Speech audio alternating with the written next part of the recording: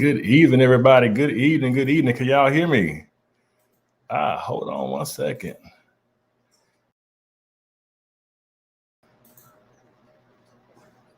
All right. Can y'all hear me? I'm having, see, the devil busy. Teddy Riley. I rebuke it right now. This will not be a versus. Hey, can y'all hear me? Let me know what's going on out there, people, because I think these AirPods died. Hold on, let me make sure. All right. Good evening, everybody. Good evening. Can y'all hear me? Let me know. Something ain't clicking over here, and I'm disturbed right now. So y'all pray for me. Hold on. Testing. All right. Y'all can hear me? All right, we're going old school tonight. This will be the night that I rebuke right now. Okay, what's going on, everybody? Good evening. This is Dialogues with Doc. Tonight is Wednesday, November the 3rd, 2021.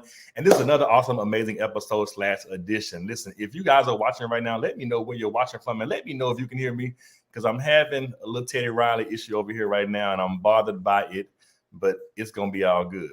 Hold on one second.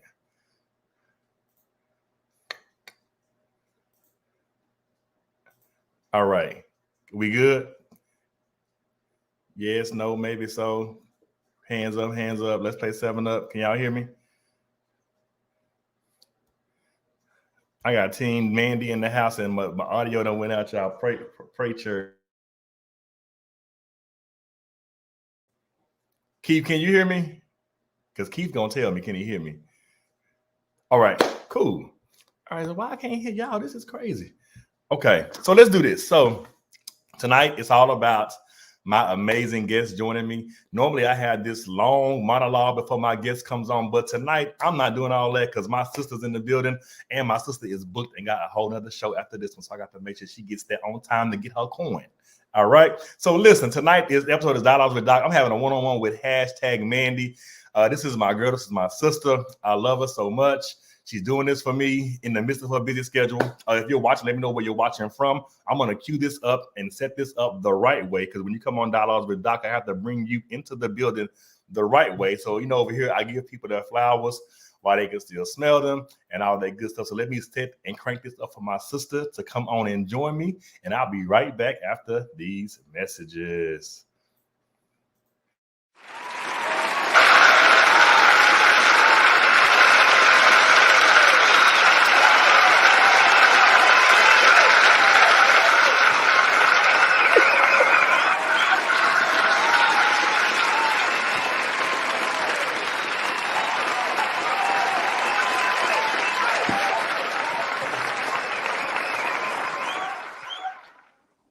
There go my sister. What's going on, man?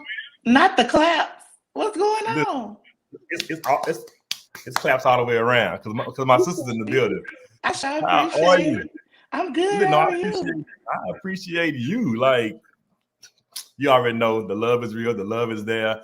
I'm gonna just jump into this thing, get this thing going so I can get you out of here. But y'all know before I bring my guest in, it's always a story. So picture it, fall 2004. My big black behind is hungry, and I'm at the MSC in Commerce, Texas, at the KFC. I see this amazing young lady coming to the MSC, and there was just a certain energy about her that I just knew. And in the back of my head, I'm like, Wendy Williams, that's gonna be my friend. That's my friend in my head.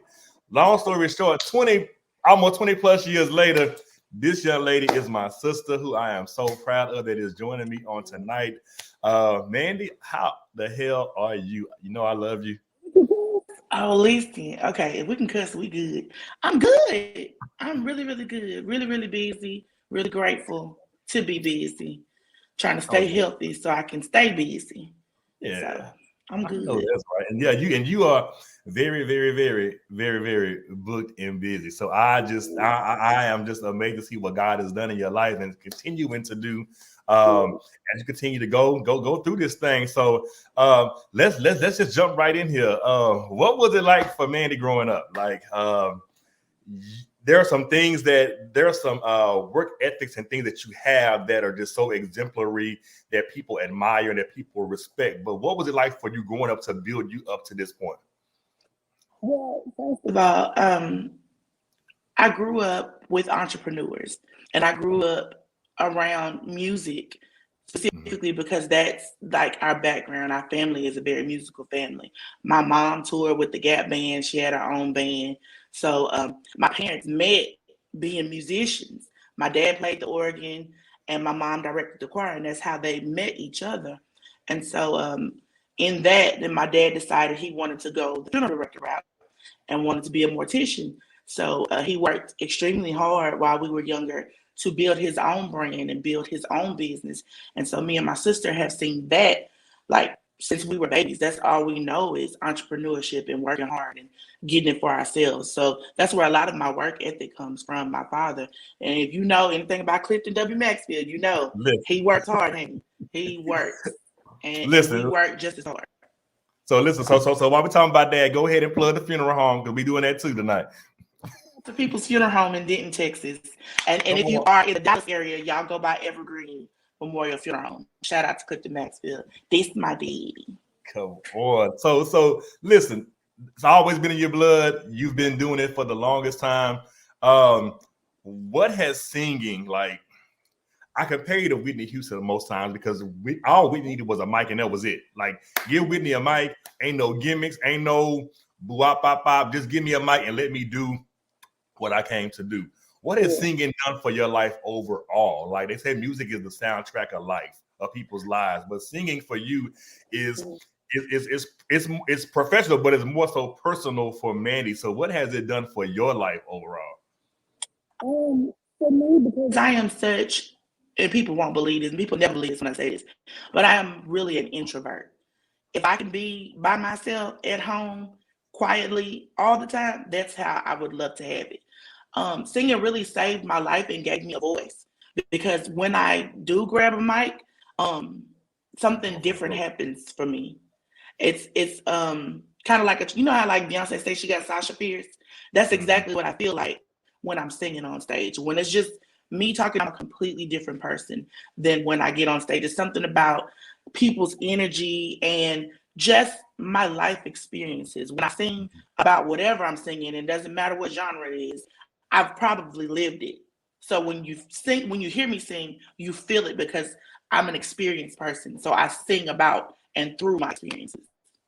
And it's crazy because I see the transformation. Like I've seen you when you get on stage, it's like you go for broke and it is what it is, and you leave it all on the stage to the point where I just came to do what I was called to do because this is my ministry and this is what God has given me an opportunity to do, and I'm gonna just go for broke each and every time, like it's my last time. Because you never know, especially the way life is right now and the way things are going right now in the world. I literally never know when it will be my last time to sing, to express myself, or to help somebody else through. Because, like you said, this is my ministry. And that's not confined to the four walls of a church or any religion or denomination. It is what it is for me to do, be one-on-one with people and share my personal experience. Because people just seem to relate to me. I don't know what. Yes, I do. I can't ever say I don't know what it is. It's God. It's the anointing. That's what it is. And people relate to it. It's crazy because we were in Bible study last night. My pastor was talking about marketplace ministry. Like people got so conformed to the church. COVID has taken us out of the church because some people are never going back. So what is your ministry and where are you going to meet people? And where are God going to show you the love of the, where God going to show up? You know, God going to show up at content. What's it? Lava Cantina on Sunday. You never know where he going to show up. Wherever he want to show up. If I'm willing to be used, he'll use me.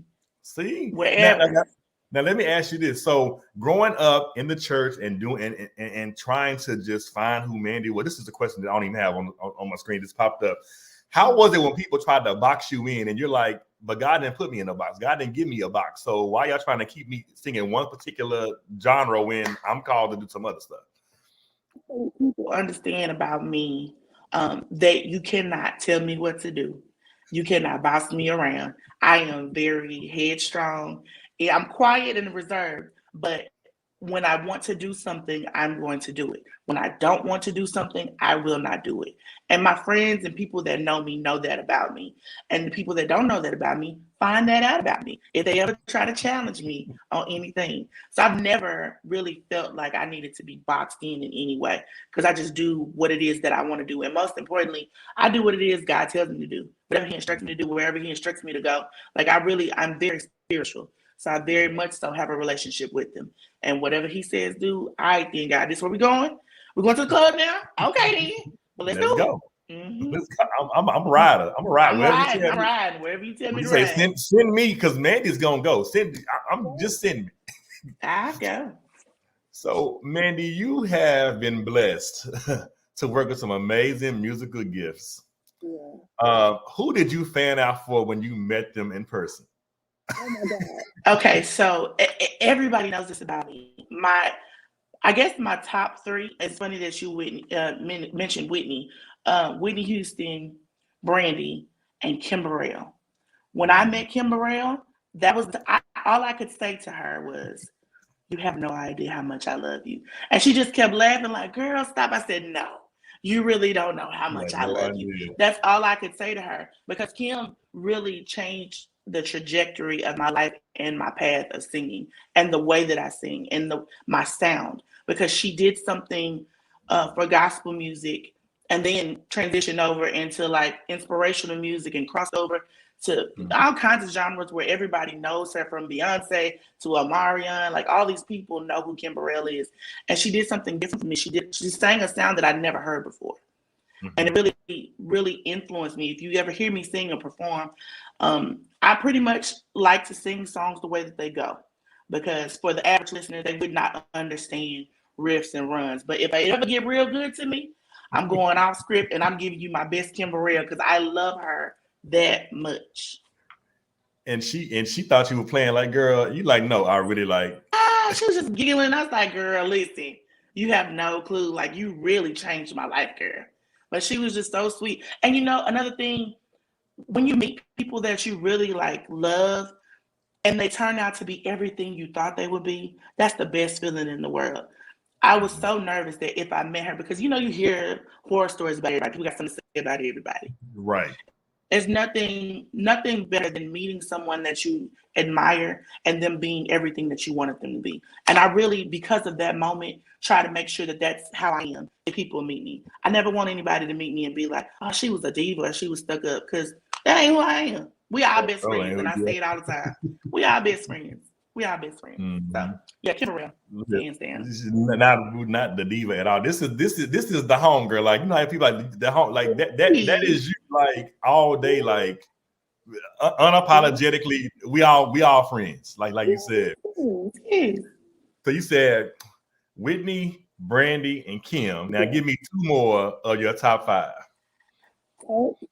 Yeah. Dang. And they just dope in their own right too. Like, just, and I love them for different reasons. Tank is an incredible writer. Like, Tank can write for anybody, but he has a signature sound. So you know, well, I know when I hear a Tank song, if he's not singing it, I know Tank wrote it because I know the way he writes. yeah. And then Joe is an incredible vocal arranger. If you ever listen to Joe record and just listen to his background vocals, and Brandy has said the same thing. Her influence is Joe. When she creates arrangements and stuff, she get it from him. And if you ever listen to the song Angel in Disguise, that's that male voice on that, and I love you, baby. That's Joe. That's Joe. Damn, it is. I never realized that. Okay, Joe. And Darrell is a hell of a writer. Yes. I know. Oh my God. You know, when you like, you're really into artists. Like, I grew up like you, so every Tuesday I went to Camelot Music. Whenever a CD come out, I'm reading liner notes, who wrote this, who did. Like, I miss those days of being nosy to find out who wrote the song, who produced it, who the background vocals was, and stuff like that. Because that's how that enhanced my love of music, to find out who wrote what, who did this. That's why I found out, well, hell, the money's in writing the songs, not just the person who sang it. And that's why I do, and that's why I love so many different types of artists, because that's where I pull my own artistry from. Because I write and I produce and I arrange and I do background, and I make money in more ways than just being on stage, being the center. It is really like, and I truthfully, if I can be honest, I love being in the background more than love being on stage. Yeah, come on, Tamala, man. Yeah, I do. I swear I do. Kirk, I was good back here, but now you got me. So, I want to go back to Kim. So it's funny you said that about Kim Burrell and how she has influenced musical culture so far, so much. I remember watching, I think we were in college at the same time when that MTV special came out. And they were asking like Destiny's Child, Justin Timberlake, and some more people, Christina Aguilera, who was some of that musical influences. They might be like Kim Burrell, and people were like, who the hell is Kim Burrell? And fast forward to, we know who Kim Burrell is, but we didn't know people didn't know who she was back then, and she's influenced so many different genres and artists that it's freaking crazy. I want to go. Where am I going? I want to go here. I know what's happened. Who's an artist you were shocked to know actually recognized you or even knew who you were? So you meet all these people, especially in the Dallas area, and who was that person? You were like, you know me, like for like you know me. You want to know who? Kirk Franklin. When I had a studio session with Kirk Franklin, I walked in and he said, I've heard nothing but great things about you. And I said, you've been hearing about me? He said, the crazy thing is, I don't know how we have not met each other until this point. And I had to remind him, I said, well, we actually met, because many people don't know this, but I tried out for Sunday Best. I think it was a season Amber Bullock won, 2011. And that was my first time meeting him. But of course, it was like in passing, which is because I was in line. And I was like, I have met you before. He's like, but I've heard incredible things about you. And that was like, okay, girl, you might be doing something now. Kirk Franklin, I heard about you, girl. Kirk, you know me. Like Mr. Brown, who, me? You know me? Like, well, put me on the ballot and voted. No, you like that's exactly how I feel. But you're it's like it says, your gift will make room for you and place you before great men. Like this great man that's been doing his thing for decades knows who #Mandi is. Like, you're like, okay, I'm having an out-of-body experience right now. This man really knows who I am. It has heard great things about me. That is awesome, sis. Like, I'm gonna go here. In the midst of all that you're doing, how has your faith not wavered? I know we're in the midst of a pandemic. When the pandemic first hit, nobody was booking nothing, and nobody was being able to touch a mic, go to church, go to a funeral through Zoom, all that kind of stuff. But it has caused, I say the pandemic was strategic because God knew we need something that we need a lot of, which we don't get, which is time. So now let me give you some time to regroup, to recalibrate, to get reinvigorated, and just to revamp some stuff. So now you have time. How has your faith not wavered in life, especially during this pandemic? I think it's because of the pandemic. The fact that you mentioned we were not able to do live shows, and God really humbled a lot of us. Let's see what you're made of now. So when you can't reach the people, how do you reach the people? And one thing God has always made me, he's always made me very innovative.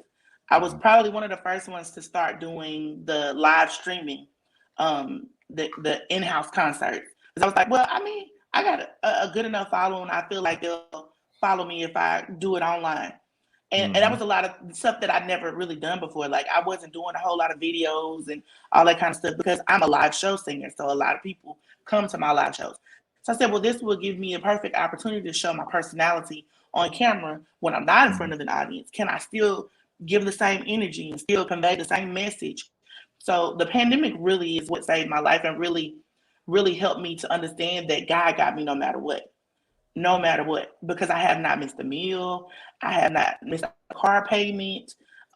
He's made different avenues and streams of income for me. I lost my corporate job, but I'm an entrepreneur. So on top of the fact that I do this music stuff for myself, my dad has a funeral home, so he was just like, come work at the funeral home.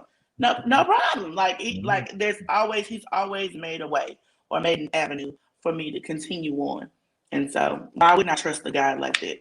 Listen, why not? I mean, still blessing and still prospering in a pandemic. Yes, in the pandemic, like This that's is crazy crazy. how we just God gave us time to put our focuses in other things and just continue to prosper and let our light shine no matter what. And you're doing it, and now you're back on stage, killing it. Lava Cantina listen. I'm so look. I got to get out there. Like Yeah, you got to. Just to see how. God, the last time I saw you live was the spot down the street from Brooklyn. I think I popped in one by where that liquor store used to be on Lamar. It was like the spot, like two doors down from Brooklyn. You were doing a live show one night. Yeah, 10-11 grand. I popped up in there and I'm like, yeah, I got to just go see my sister. I'm right here. Let me just see, and just to see how you have just grown and come in and just command a room. No, I ain't got no gimmicks. All I got is music. That's it. That's just who I am. And you don't get this music. You don't get this good R&B and these tunes. I think for me, it's just like everybody else comes to kind of escape and get away and party and feel those feelings of nostalgia. It's the same thing for me when I'm doing the 90s R&B recap and 2000s R&B or just old school. It's nostalgic for me as well. So you having a good time, and I always say this to my audience: your good time tonight depends on you. Whatever energy you're gonna give to me is the energy I'm gonna give back to you. And as long as we all giving each other good energy and good vibes, it's a good time. Every time is a good time. Damn good time. Like Lava Cantina, the Freeman, Sandaga, all those places, like everywhere that I am, it's always the same good energy.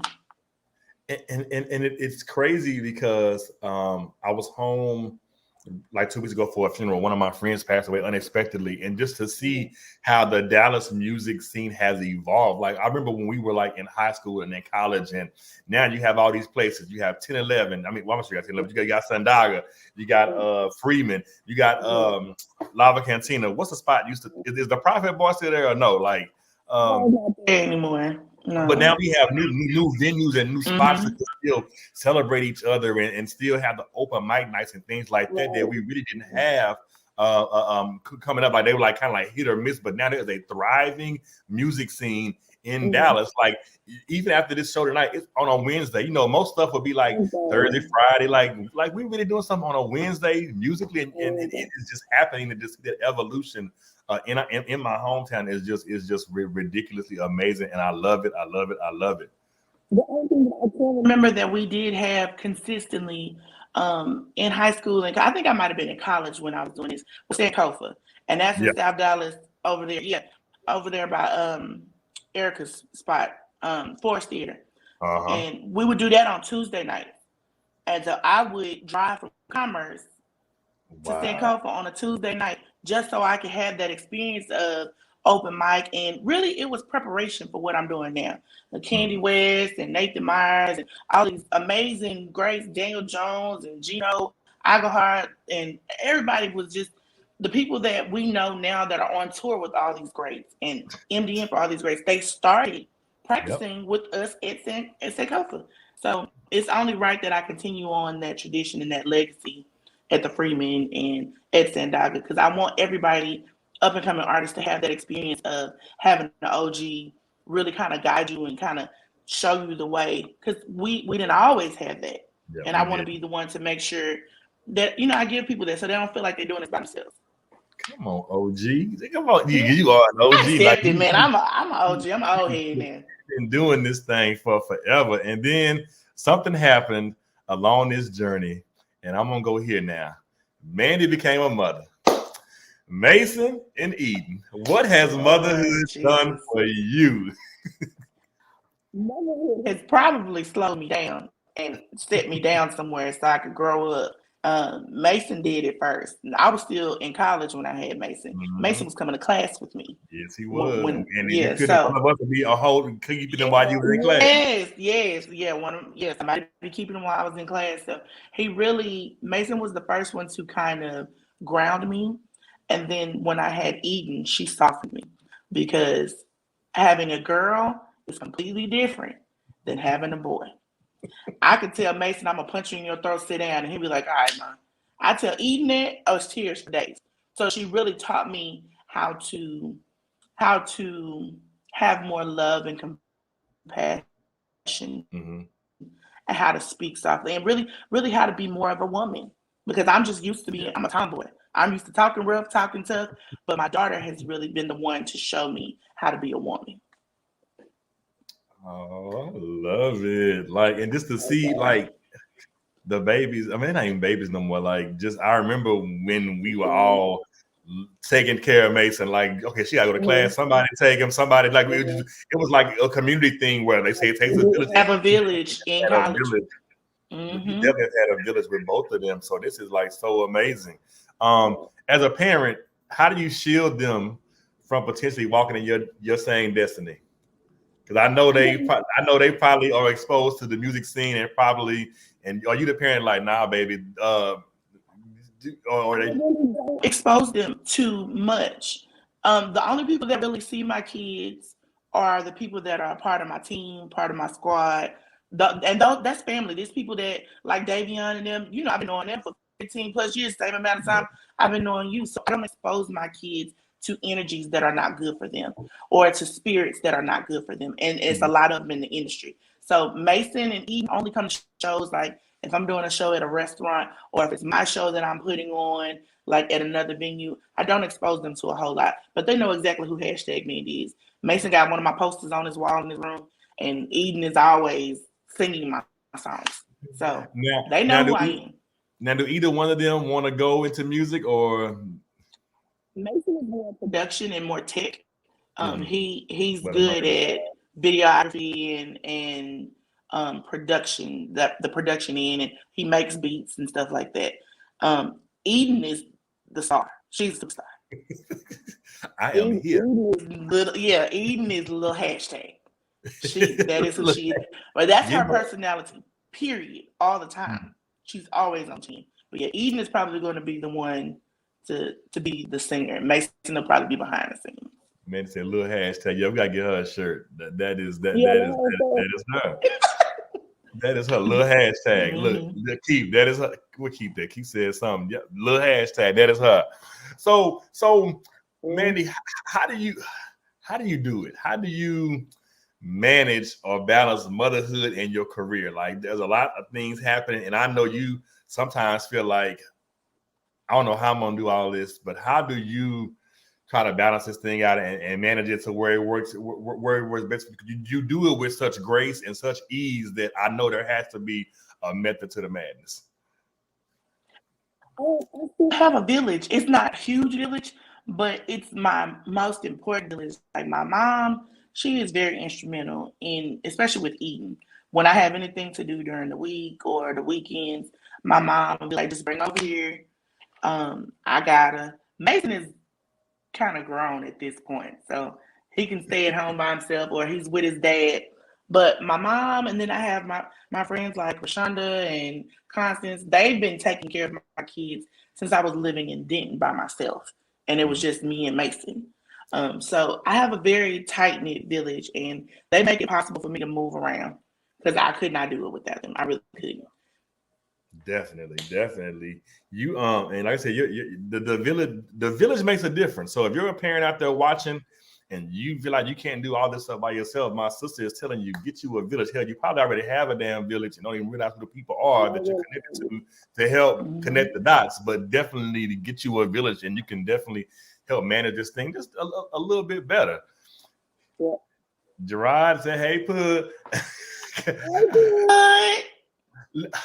Shout out to Mr. Sunday. Take care. You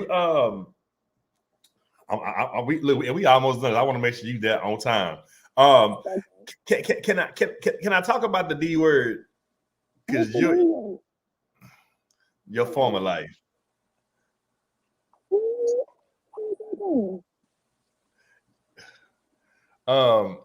I don't want to say their name, but the D word. There was somebody in your former life that it ended with a D. Oh yeah. To my marriage. Yeah. Can we go there? About that? Yeah, we talk about that. Oh, the thing I love about my sister is just very transparent, and whatever she says, she doesn't even know it half the time. When she's talking, she's helping somebody. So you are a survivor, and I put survivor on the flyer intentionally because you're like a no holds bar type person, and you're very transparent. So my sister was married at one time, and I want to go here and talk about life after divorce. And I want to look at from a lens of what did you learn and what did you gain. So we all have a desire. Well, not most of. I'm saying not all. Most of us have a desire to want to be married one day, and there's some things that we learn, and there's some things that we gain in the marriage, and even as we go through, even after the marriage. But what did Mandi learn after divorce, and then what did you gain? The most important thing I learned from being married was taking our time. That timing is everything. Because sometimes it's not necessarily that you're with the wrong person. You might have the right person at the wrong time, which essentially makes them the wrong person for you. Sometimes people need opportunity and time to grow into who they're going to be. And if you pick somebody that's not there yet, then you're going to have nothing but hell. Because they're not where they're supposed to be for you. They're not mature enough for you. They're not grown enough for you. And so that, I think that's all it was with that marriage. Is just we were just too young. We were way too young, and the motive for why we both chose to be that was not right. I wanted stability and I wanted some help. Yeah, honestly, I wanted some help because being a single mom and trying to do what I was doing, because I've been doing this for a long time, like you said. So trying to do all of this by myself was just getting tiring. And then I met and fell in love with somebody who was willing to help. And instead of getting married, we probably should have just kept dating. We probably should, he could have helped being my boyfriend. Yeah. But I felt like, because I didn't want to I was leading praise and worship. I was in the church heavy. It's like, I don't want to be shacking up and leading worship. I can't do that. So let me marry him. I think if I would have waited, that would have turned out a lot different, and we might still be married now. But I gained my independence. I really found out who Mandi was. Yeah. After that, I gained a sense of what I will and will not tolerate. I gained a sense of what is good for me and what's not good for me. I gained a sense of what's wrong with me and the things that I need to fix about myself from being with him. Like, girl, you really can be a handful. And dealing with you is not that easy. So some of the things that he did, he was justified in because you wasn't all the way right. Right. So yeah, I learned more about who I am and what I'm willing to tolerate and what I can do. Because after divorce, sometimes people feel hopeless and they feel like it's all over and they feel like a failure. And being divorced or something not working out does not mean that it failed. Sometimes that's the win. Yeah. Sometimes you win when you get out of something that you wasn't supposed to be in the beginning. What Fantasia said, you got to lose to win. Lose to win again. That's a very real song. And I had to stop singing that song because if I sing it now to this day, I still get teary-eyed because it's a very true song. Sometimes you got to lose everything that you weren't supposed to have in the first place. Because those are the things that I attained on my own merit. It wasn't in God's will. And now that I'm moving the way that he wants me to move, it's like all of these things that I could not have access to before, all of the success of the people that I'm working with, that I would not have been able to do that because I was still unequally yoked, still with someone that I did not have no business being with. So, yeah, those things. And it's crazy because everything you're saying is like the UPS mentality. You can be the right package at the wrong address. And not even realize it. Like, you know what? I'm not even supposed to be delivered here. Like, I'm at the house next door, but I'm the package that got dropped off early at the wrong location. But there's nothing wrong. But there's still nothing wrong with me. I just got delivered to the wrong address. Wrong address, and maybe not even next door. Maybe you're supposed to be in a whole other community, in a gated community. Maybe you're supposed to be somewhere where the mansions are. Like, I just don't want people to think that they failed because they didn't work out marriage. Sometimes that really is the win. It's a win for you. It's a win if there's children involved. I don't think being a single parent means that you grow up in a broken home, because you could have a single parent that could be the most loving, nurturing person, and child can grow up to be absolutely amazing and do amazing things.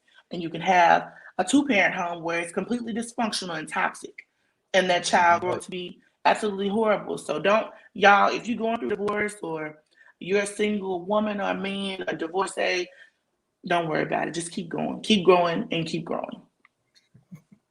I mean, I literally was just gonna say, go ahead and encourage somebody. you just what is it? Because we here. Because we here. Yeah, listen. So, Mandi, I gotta get you out of here. What's next for you? How can the people keep up with you? What's going on? You're doing a lot, but I definitely wanted to have my sister Grace my platform and just have a conversation with her and just dive into some topics and some things and just let you come on and just do your thing. No, she's not singing. She's getting ready to go get a check for that. But I want to just have her presence on the screen with me virtually to just come in and just do her thing and just get the word out more about what some of the great things that she's doing. I'm so proud of you, sis. I love you. Thank you for doing this for me. And then tell the people what's coming up for you. How can they keep up with you? And yeah.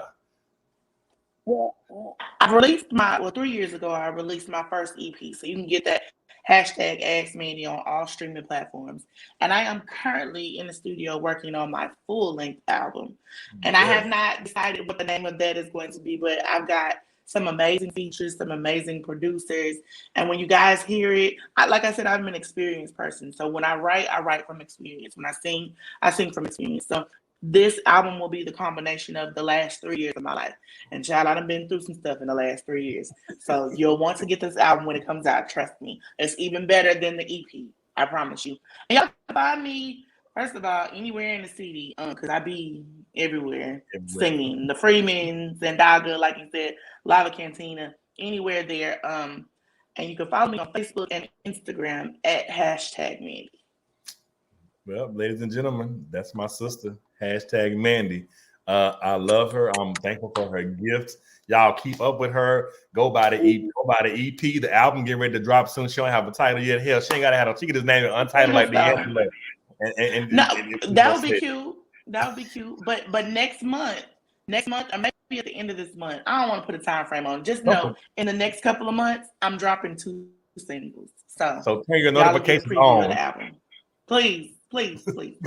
Yeah. Well, y'all, my sister got to go. She got a show to do, but this has been this week's edition of Dialogues with Doc. Sis, thank you so much. I love you. I will see you guys again next Wednesday at 8 p.m. Eastern Standard Time for another amazing episode of Dialogues with Doc. Stay safe, sis. Get that tonight. Kid it like you always do, and I will be in touch with you soon. bye, y'all. Bye, y'all.